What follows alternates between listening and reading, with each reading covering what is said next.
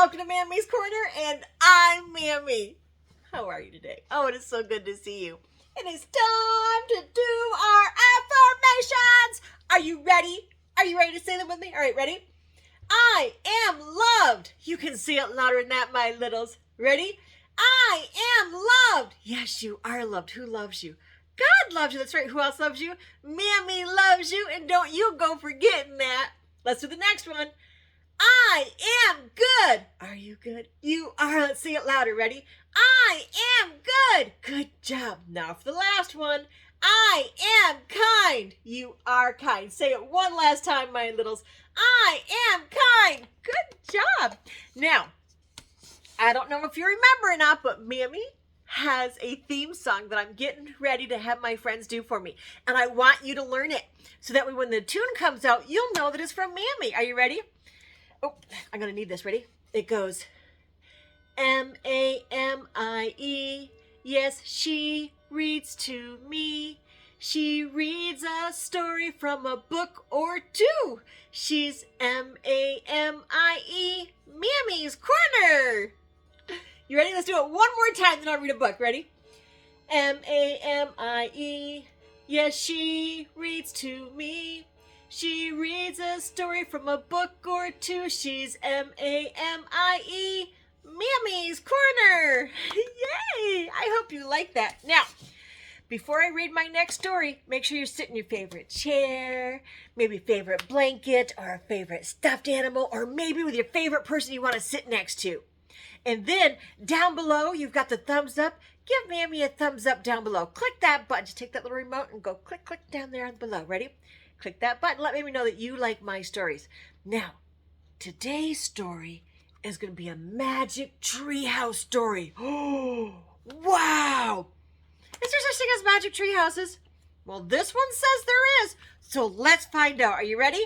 All right, let's get started. This is called the Magic Treehouse. The Viking ships at sunrise. Doo-doo-doo.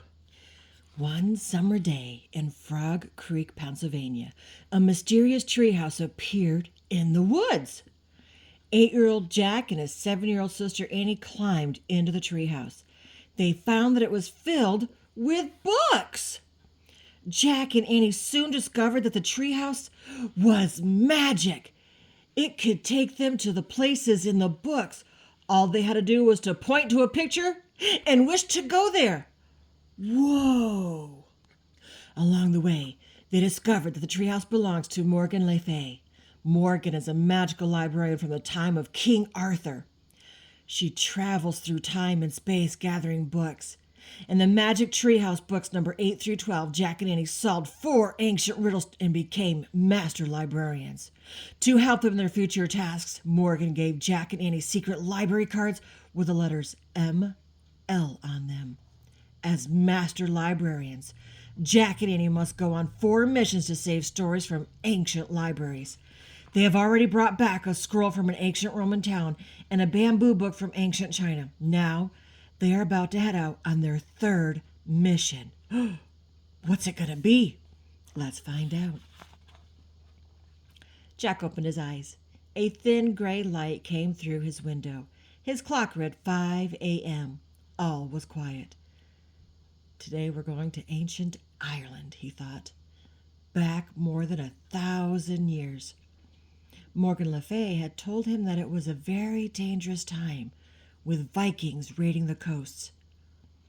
You awake? Came a whisper. Annie stood in his doorway. She was dressed and ready to go. Yeah, meet you outside, said Jack as he climbed out of bed. He pulled on his jeans, t-shirt, and sneakers. He put his secret library card into his backpack and his notebook and pencil. Then he hurried downstairs. Annie was waiting for him in their yard. The air was damp and misty. Ready? She asked. Jack took a deep breath. I guess, he said. He was a little worried about the Vikings. They walked silently over the dewy grass. Then they ran up their street and into the Frog Creek woods. Mist clung to the trees as they walked through the dark woods. It's hard to see, said Jack. Where's the treehouse? Asked Annie. I have no idea, said Jack. Just then something fell in front of them. Watch out! Shouted Jack. He He covered his head. "The ladder!" cried Annie. Jack opened his eyes. The rope ladder from the magic treehouse dangled in front of them. Jack looked up. The treehouse was hidden in the mist. "Come on, let's go," said Annie. She grabbed the ladder and started up. Jack followed. They climbed through the wet air and into the treehouse. "Hello," said Morgan. "I am glad to see you." She was sitting in the corner. At her feet were the scroll they'd brought back from Roman times and the bamboo book from ancient China. "I'm so glad to see you," said Jack. "Me too," said Annie. "It's good that you both came early," said Morgan. She reached in the folds of her robe and pulled out a piece of paper. "Here's the ancient story you must find today," she said.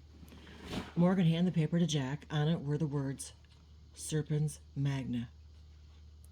The mysterious writing reminded Jack of the writing from their trip to the Roman town of Bombay. "That looks like Latin," he said. "Very good," said Morgan. "It is Latin." "But I thought they spoke Latin in ancient Rome," said Annie. "Aren't we going to Ireland?" "You are," said Morgan. "But during the Dark Ages in Europe, educated people wrote in Latin." "The Dark Ages?" said Jack. "Yes," said Morgan. "The time after the fall of the Roman Empire." "Why is it called dark?" said Jack. "It was a difficult time," said Morgan.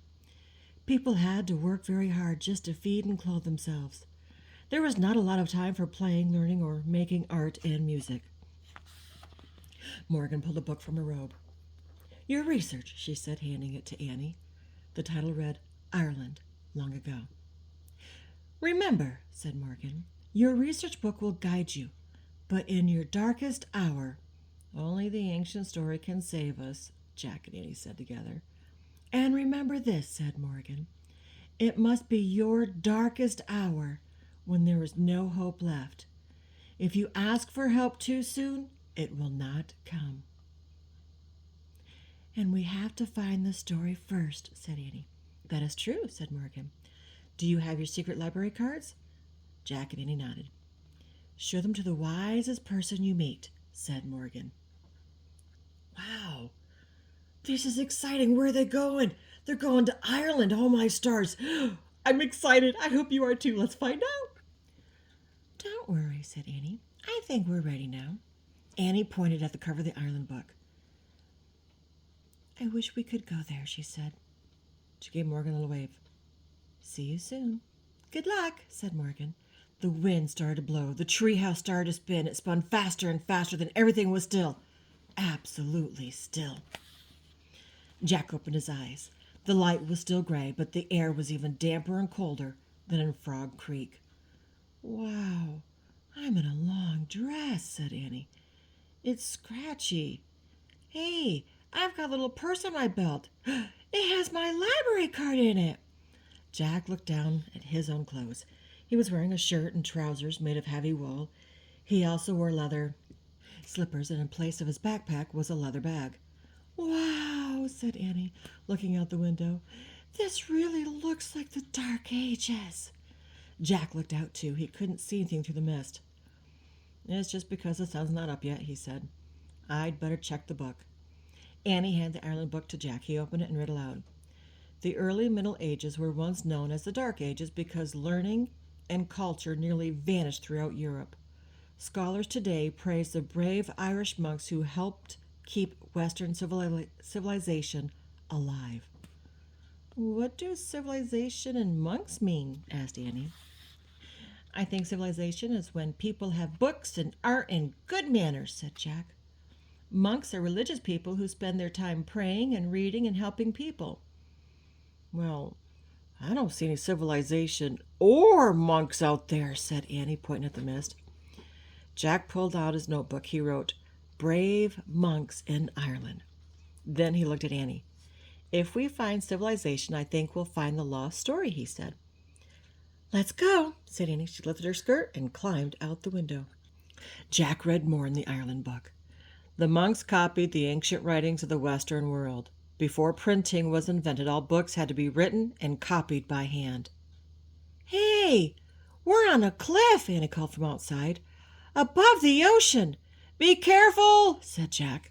He stuffed the Ireland book and his notebook into his leather bag. Then he climbed out the window. Annie was peering over the edge. Jack looked too. There was a rocky shore 20 feet below. Waves slipped against the rocks. Seagulls swooped and glided above the sea. It doesn't look like there's any civilization down there, said Jack. Maybe we should climb those, said Annie. She pointed to steep steps cut into the cliff. Jack looked up. The cliff also rose above them in the mist. We better wait till the sun comes up, he said. Let's just go super slow, said Annie. She started up stone steps. Wait, Annie, said Jack.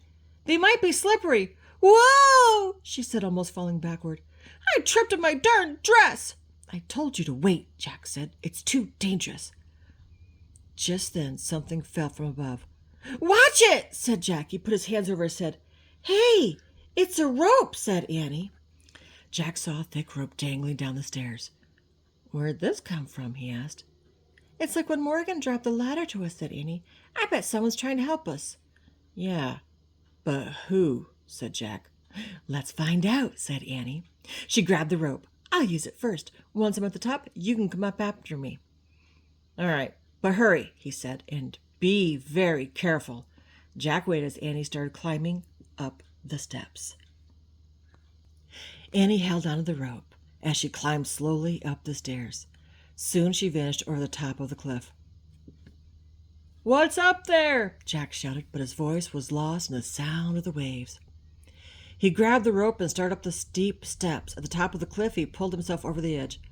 Aha! Boomed a deep, jolly voice. It's another little invader. Jack's glasses were wet with mist. He quickly wiped them, then looked up. A man in a brown robe stood before him. The man had a round, red face. He was bald except for a fringe of hair around his head. Nearby, the rope was tied around a tree. I'm not an invader, said Jack. He's Jack, said Annie. She was standing behind the man. I'm Annie. We're from Frog Creek, Pennsylvania. We come in peace, stammered Jack. The man's blue eyes twinkled. Oh, do you now? He said. I wondered what was going on. I had dropped the rope so I could climb down the steps, but you two grabbed it instead. How in the world did you get on this island? Jack stared at the man. He didn't know how to explain the magic treehouse. In our boat, said Annie quickly. The man looked puzzled. Not many boats can come ashore at this dark early hour. Well, we're very good sailors, said Annie. Oh, brother, thought Jack. He hoped their sailing skills wouldn't be tested. Where exactly are we? Asked Annie. And who exactly are you? You're on an island off the coast of Ireland, the man said, and I am Brother Patrick. Whose brother are you? Said Annie. The monk smiled. The brother means I'm a Christian monk. Oh, you're one of the monks who saved civilization, said Annie. The man smiled again. Annie turned to Jack and whispered, Let's show him our cards. I trust him. Okay, said Jack. He trusted the monk, too. They both pulled out their secret library cards and showed them to Brother Patrick. The M's and L's for Master Librarian shined in the gray light. The monk looked at them and bowed his head. Welcome, my friends, he said. Thank you, said Jack and Annie. I did not truly think you were invaders, said Brother Patrick, but on our small island we are careful of strangers. Why? Said Annie. There are terrible stories about Viking raiders, he said. When we see their serpent ships, we must hide or be taken as slaves. Serpent ships? Said Jack. The prows of their ships are often carved in the shape of a serpent's head, said Brother Patrick. I'm afraid it stands for their fierce, cold-blooded ways. Jack looked at the misty gray sea. Do not worry, said Brother Patrick. They cannot land safely on this island before daylight. They're not as good sailors as some people. He winked at Annie. Too bad for them, she said cheerfully. But tell me, why have you come here? Asked Brother Patrick. Oh, said Jack. I almost forgot.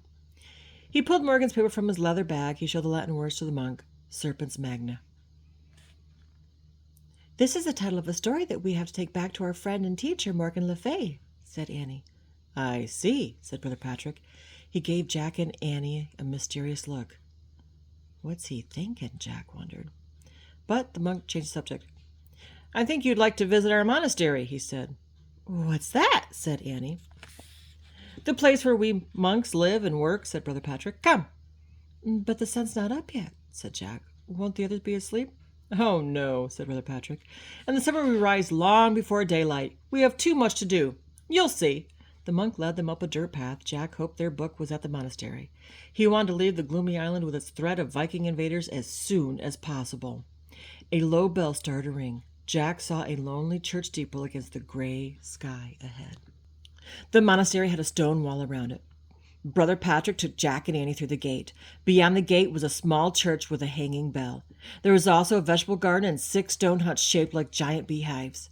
We grow all our own food, said Brother Patrick. Carrots, turnips, spinach, wheat, and beans. He led them to the entrance of the first hut. Jack and Annie peeked inside. A monk was pulling flat bread from a low stone oven. This is our bakery, Brother Patrick said. Oh, it smells good, said Annie. Come along, Brother Patrick said. He pointed to each hut as they passed.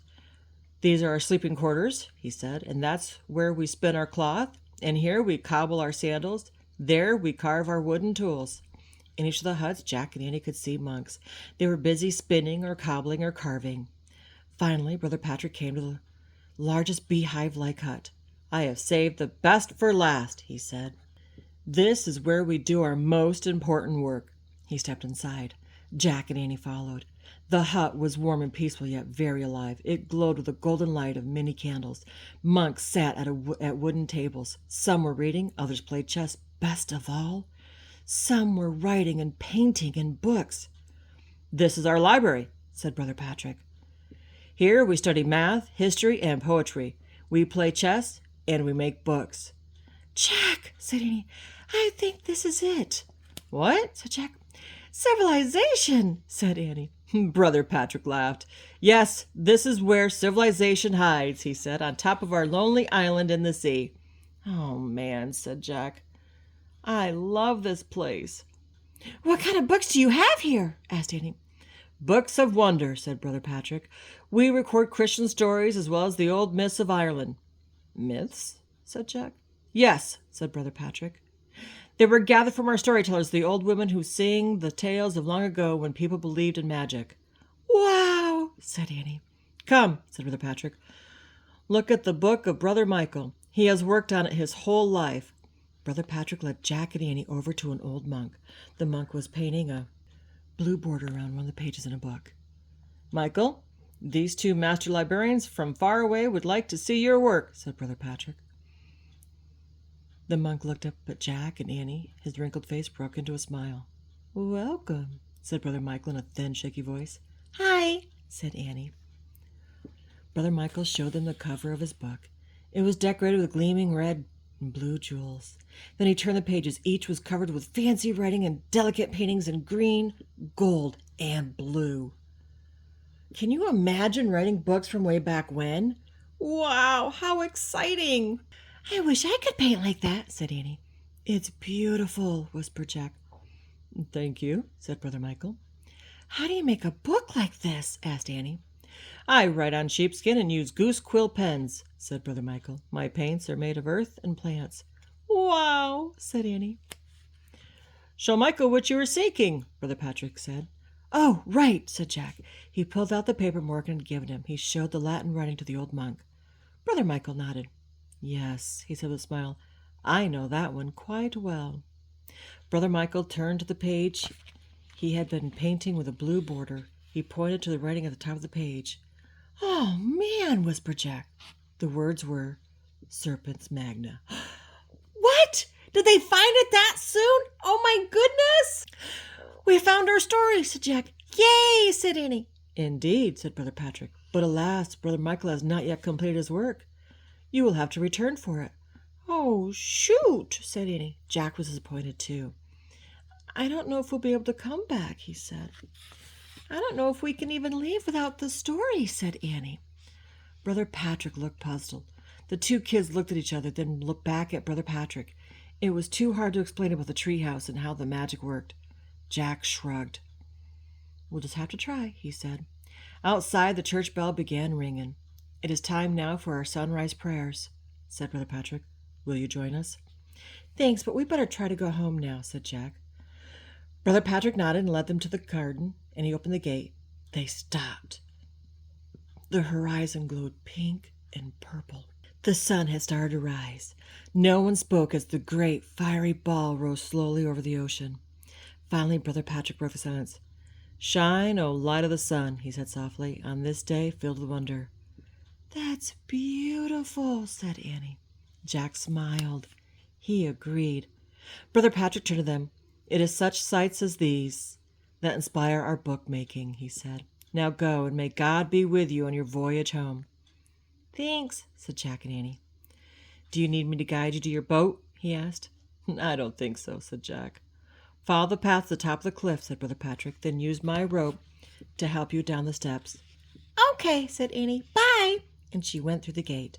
Jack wanted to go home, but he hated leaving the monastery. It was filled with people doing his favorite things, reading and learning. I really like it here, he said to Brother Patrick. I'm glad, but you must go now, while the weather is with you, said the monk. Everything can change in an instant.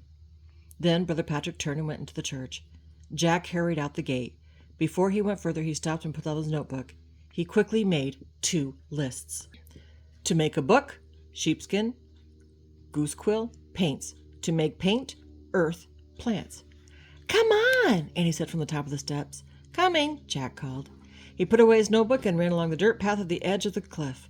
Overhead, flocks of gulls circled in the purple sky. Their cries sounded like screams. What's wrong with them? Jack said. Maybe they always do this at sunrise, said Annie. Let me go first. Clutching the rope, she started down the steps. Jack grabbed the rope and started down. The birds' cries went on. They worried him. They sounded like warnings. Jack reached the rocky ledge and let go of the rope. Let's go, Annie called from the treehouse. Jack looked at the horizon one last time. His heart nearly stopped. A ship was outlined against the sky. Behind it, he saw 2 smaller ships. As the ships came into view, their bright sails were filled with wind and their serpent prows blazed in the new sunlight. Oh, no, Jack whispered. Vikings! Annie, Jack cried. Vikings! Annie looked out the treehouse window. Vikings? They're headed straight for the island, said Jack. He turned back to the steps. Where are you going? Cried Annie. To warn the monks, Jack said. I'll come too, cried Annie. She scrambled out of the treehouse. Hurry, said Jack. Jack didn't even use the rope. He pulled himself up the steep steps with his hands. As Jack and Annie climbed up the face of the cliff, clouds began to cover the sun. When they reached the top, a fog almost hid the serpent's ships. Run! Annie cried. The fog blanketed the whole island. Jack and Annie could barely see the path to the monastery. When they arrived at the gate, the misty white world was silent. Vikings! Jack cried. Vikings! The monks are still in church, said Annie. She yanked the bell rope. Dong! Dong! Jack and Annie watched as Brother Patrick and the other monks ran out of the church. The Vikings are coming! Jack shouted. Brother Patrick's rosy face turned white. Make haste, he said to the other monks. Gather the books and hide. The monks ran to the library. Brother Patrick turned to Jack and Annie. We have a secret hiding place, a cave on the other side of the island, he said. You can come with us, but I am not certain you'll be safe. Don't worry, said Jack. We're going to try to go home. Do not use the steps, Brother Patrick said. The Vikings will climb them. Then how do we get down, said Jack. Go that way, said Brother Patrick, pointing. At the cliff's edge are 2 large rocks. A path between these rocks will take you down to the shore. Then you can walk around to your boat. Thanks, said Annie. Be careful, said Brother Patrick. He hurried inside the library. Wait, came a thin voice as Jack and Annie turned to run. It was Brother Michael. He hobbled over to them, holding out his book of Irish tales. Take it, he said. Are you sure? Jack said. He knew it was Brother Michael's life's work. Please, said Brother Michael. It's better that the world should have some of it than none of it, just in case. We'll take good care of it, said Jack. He gently placed the jeweled book in his leather bag. Good luck, said Annie. Annie and Jack waved goodbye to the old man. Then they raced the rocks that Brother Patrick had told them about. Whoa! At the rocks, a seagull still screeched. Jack could barely see the steep path leading down into the fog. Go slowly, Jack whispered to Annie as he stepped. Whoops! Said Annie. She slipped and fell forward, bumping into Jack. My foot got caught in my stupid dress. Shh! Said Jack. He held on to Annie. They listened as pebbles and rocks rolled down the cliff. Jack took a deep breath. We've got to watch out for Vikings, too, he whispered. They started down the steep path again. They went one step at a time. The sound of the waves against the rocks grew louder. Finally, they stepped down onto a flat strip of pebbles.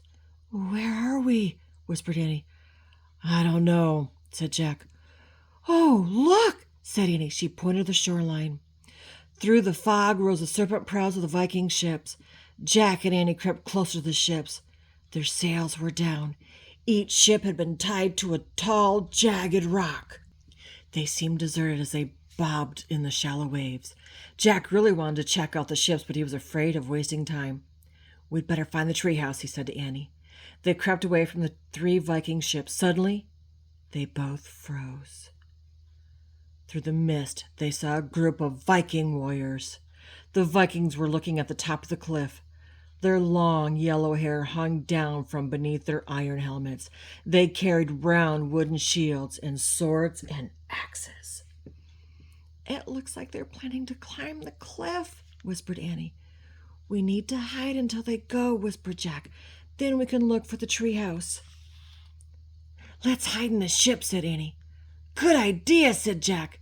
They crept back to where the ships were tied. Do you think that's a good idea for them to hide in the ship? Oh my, I'm scared for them. Oh!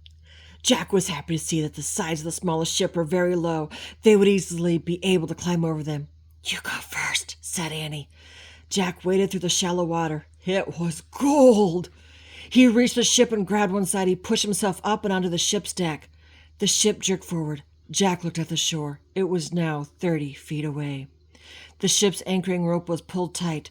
The serpent prow bobbed up and down with the waves. The fog and the movement of the ship made Jack feel as if he was in a dream. For a moment, he forgot to be scared of the Vikings. This is so cool, he called. Come on, Annie. Annie started to wade out to the ship. Suddenly, she disappeared. Annie, called Jack. Her head popped out of the water. She splashed with her arms. It's deep, she gasped. My dress, too heavy. Use the rope, called Jack, like when we climbed the stairs. Annie grabbed the rope that stretched from ship to shore. It held her weight as she began inching along it. Hold on tight, cried Jack. I am, gasped Annie.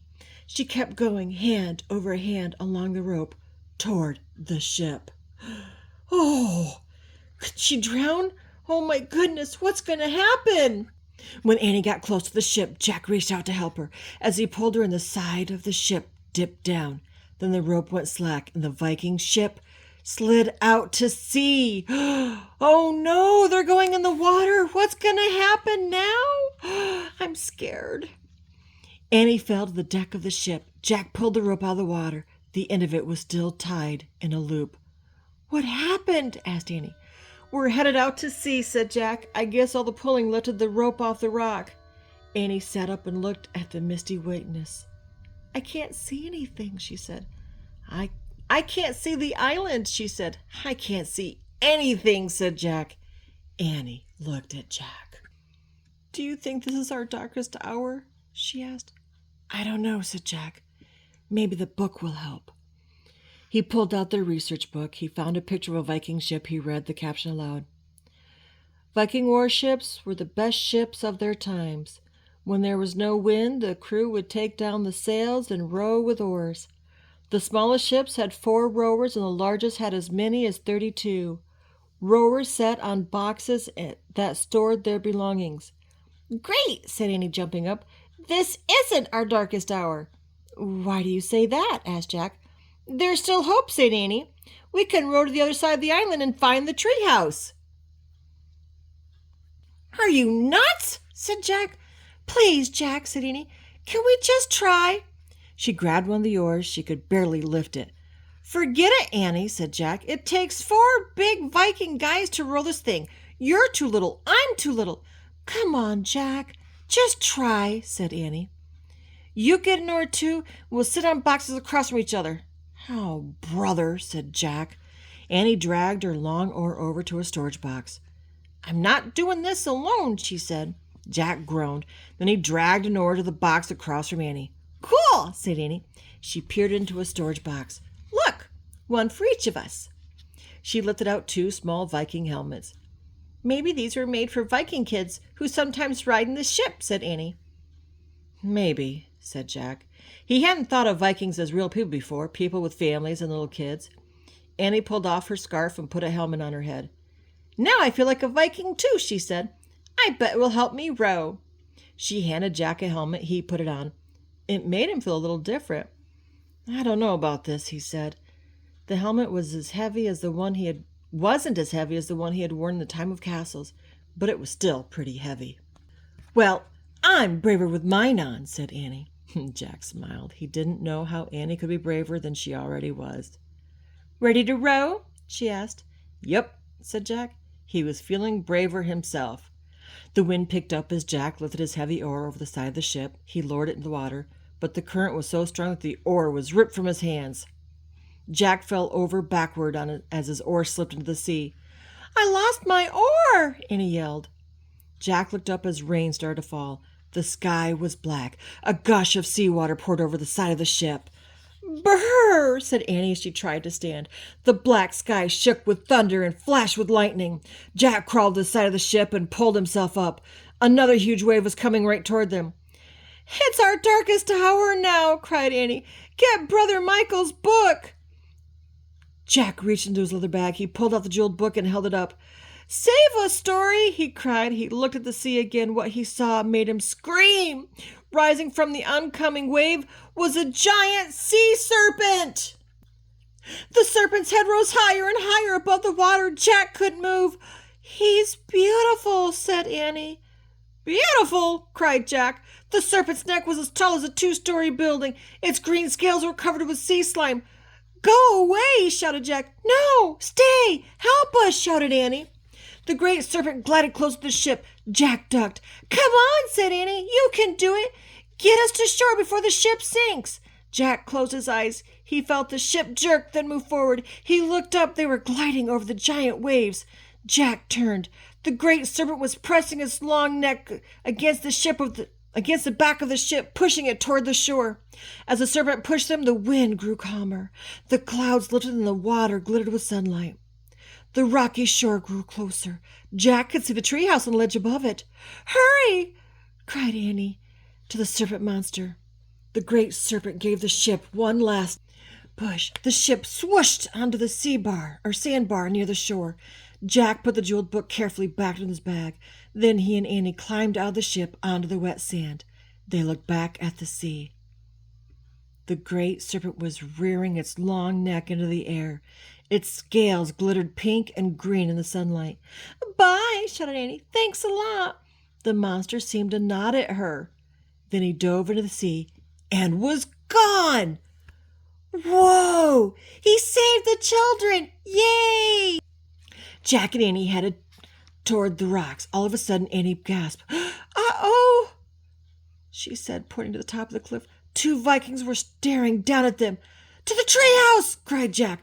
The Vikings shouted and started down the steep stairs. Jack and Annie began scrambling up the rocks. They reached the treehouse and climbed inside. Jack grabbed the Pennsylvania book.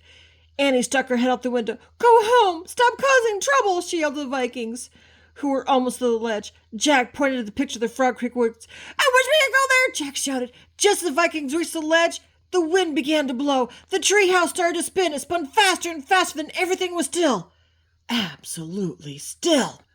Boy, am I glad to be back in my jeans, said Annie. Jack opened his eyes. He still felt damp, but he was glad to be wearing his jeans again, too. Welcome home, said Morgan. She was standing in the shadows. Are you all right? Of course, piped Annie. And we brought back the lost book, said Jack. He reached in his backpack and took out the jeweled book of Brother Michael. He handed it to Morgan. The enchantress sighed. She ran her hand over the sparkling cover. A great work of art, she said. Morgan then put the book next to the scroll from Romanian times and the bamboo book from ancient China. I'm afraid the story you wanted is not all there, said Jack. Brother Michael didn't get a chance to finish it. Morgan nodded. I know, she said. Sadly, we have only bits and pieces of many wonderful old stories. What's the story about? Said Annie. It's an ancient Irish tale about a great serpent named Sarf, said Morgan. He saved us by pushing our ship over the stormy waves, Annie said. Sarf was a huge, ugly monster, said Jack. Morgan smiled. Sometimes monsters can be heroes, she said. What about Vikings? Asked Jack. Oh, most definitely. Vikings could be heroes too, she said. In fact, once the Vikings settled down, they became more than just a warrior people. They actually added a lot to civilization.